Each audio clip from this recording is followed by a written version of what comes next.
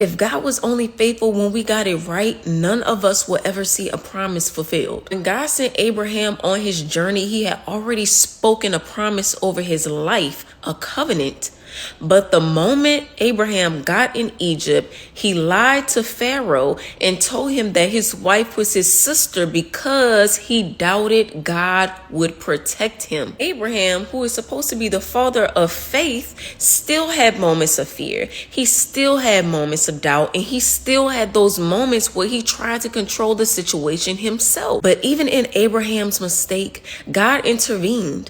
God protected Sarah, and God kept the promise that he made, because God's faithfulness doesn't just leave when we start to act human. And then you look at Jacob, whose name literally means the one who deceives. He deceived his father. He stole the blessing from his brother, and he ran for his life.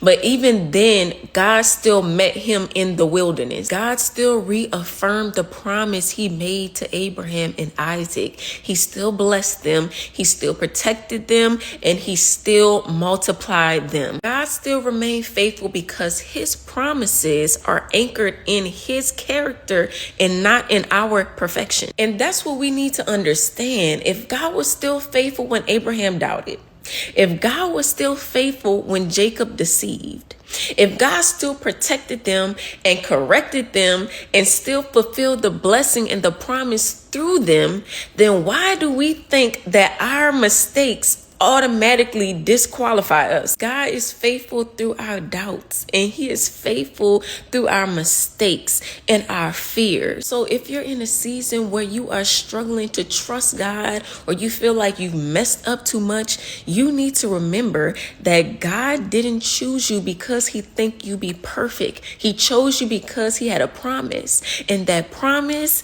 is always going to be fulfilled.